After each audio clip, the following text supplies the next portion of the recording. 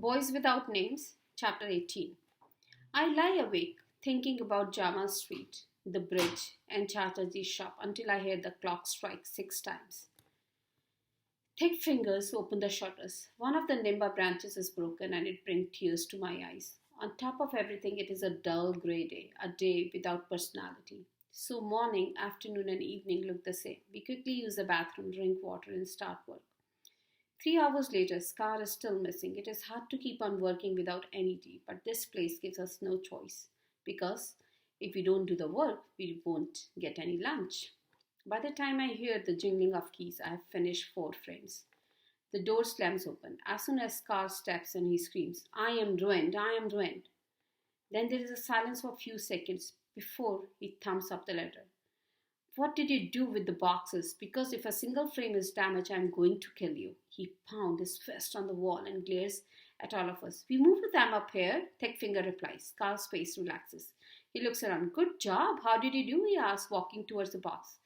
Thickfinger glances at GC. GC stares back as if to dare him to say that GC didn't lift a finger. "Everyone help," Thickfinger says. GC smirks. "It was my idea," he adds. "You're a smart boy. You will go far." Scar thumbs GC back a little too hard because GC flinches. Rocking Boy stops rocking and looks at Scar. "It wasn't," he begins to say, but Scar doesn't hear him and climbs down the ladder. Terror, terror, terror. Finally, Scar winds up the clock. "Say a word and I will turn you to ashes," GC says. His words in steely grey stare deliver a threat right down to my bones. I think Thickfinger is worried about GC's temper and now he can hurt one of us badly. Maybe that is why Thickfinger doesn't speak up against GC. Now Scar believes GC saved the boxes and maybe he will make him a leader. I can't tell that happen. As scared as I am, I must tell Scar that it was my idea. If I do that, he will trust me and ask me to help him pack the frames. That is one way to get a little more freedom, and the more freedom I have, the greater the chance I will have to escape. I chew my lips, wondering if I really want to talk to Scar. We wait for Scar to call us for tea. The clap never comes. I guess he figured as long as we are working fine without it, why bother? At lunchtime, when GC is in the bathroom, I tell Scar I was the one who came up with the idea of moving the boxes. He's sitting on the floor, tying a string around a box. "And you want me to believe it, you stupid cockroach? I saved your frames and you call me a cockroach. I want to snap. It is the truth. Ask any of them," I say, pointing to the rest of the group. He stands up.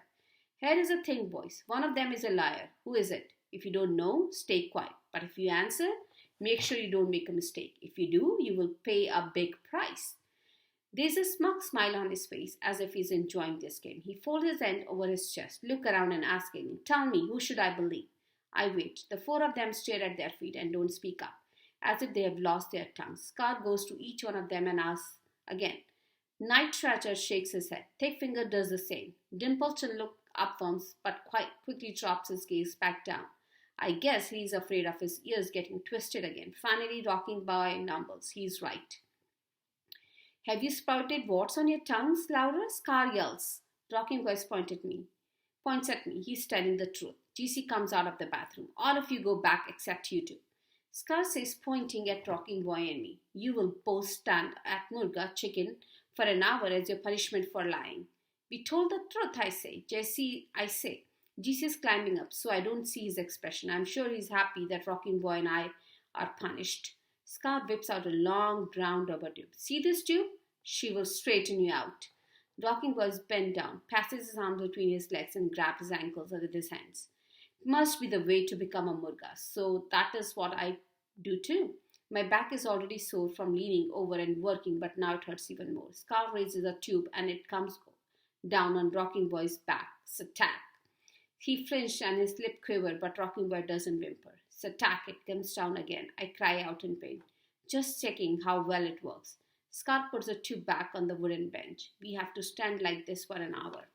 Time passes slowly with my mind blank of thoughts and filled with pain. Slowly the bowl of rice and dal I ate for lunch creeps back up to my throat. It tastes sour. I look sideways. Rocking Boy's eyes are closed and his face is scrunched up in pain. I am mad at Scar for punishing us, but madder at GC for being a lying rat. My mind is no longer blank. It moves from one thought to another like a monkey moving from one branch to another branch. Scar was quick to hand us punishment without finding out what really happened. GC has been with him longer and Scar must trust him a lot more than he trusts me. But his smug smile hid something. I think I knew I was telling the truth, but he wanted to challenge the others. Did he want to see if anyone dared to take my side? My plan didn't work, and now that dishonest and shifty GC will be Scar's chumcha. GC will get me and the other in trouble, and Scar will take slap, beat, and starve us. GC and Scar will be too bold, squeezing us between them. We will be crushed to pieces. The thought about being crushed sharpens my pain. If I stand too long like this, my back will break. A fly lands on my face. I shake my head to shoo it.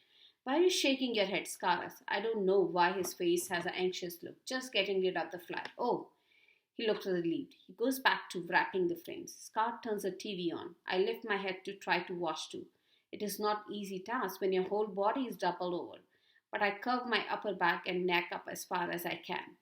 It takes Scar a few seconds to realize what am I doing? Don't stare like that. Scare.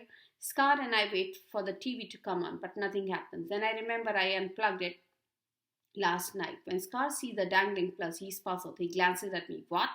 How did it come undone? I lower my head. Is Scar confused about how the TV came unplugged? Does he think my stare has something to do with it? When Scar gave me some stuffed onion and garlic bread, he had the same fearful look on his face. He didn't share his food with me out of generosity, but because he was afraid I had cursed his food and made it drop from his hand. Maybe he thinks my evil look has magically unplugged the cord. If he is that superstitious, I must make him think I have some kind of strange power. I lift my face up to look at Scar again. What? Why do you keep doing that? He asks. His voice trembles. I keep my gaze on him and move my lip as if I am whispering something. His face sags in fear. I don't blink and move my lip faster. Are you casting spell on me? He asks. It's not a question I need to answer. Stop it. Go up right now. I straighten up. Us? No, just you alone. Inside I am melting with fear, but I think of the story of Anasai Kotwal from Matheran to give me strength. Can't do that. I fold my arms in front of my chest and flutter my lips. Go, both of you, now. Rocking Boy's eyes are open, but I don't think he knows what has happened. It was my idea to save the frames by moving the boxes, I say. Scar looks from me to the TV and back. He's still puzzled. I smile as I turn to go up. Our punishment lasted less than an hour. So when we go up, I expect GC to smolder with anger. Grey eyes flicker with surprise, but he doesn't look mad. Dimplechin's face is radiant with happiness. I know you would be back soon. Even though he didn't take my side, I forgive Dimplechin. He's so young and Scar is being big and scary. Dimplechin must be terrified of Scar more than I am. I ruffle his hair as I sit down. Night Chatter, Roshan doesn't look up. I wish he and Thick Fingers had said the truth like Rocking Boy did. The Scar would have had no choice but to believe them. In this place, I feel like I have one true friend, Rocking Boy. He's already started working and rocking as if nothing has happened. GC or Scar can never break Rocking Boy. Or maybe he's so crushed that there's nothing more they can do to hurt him. The rest of the day, we all work in total silence, but tension has speeded up.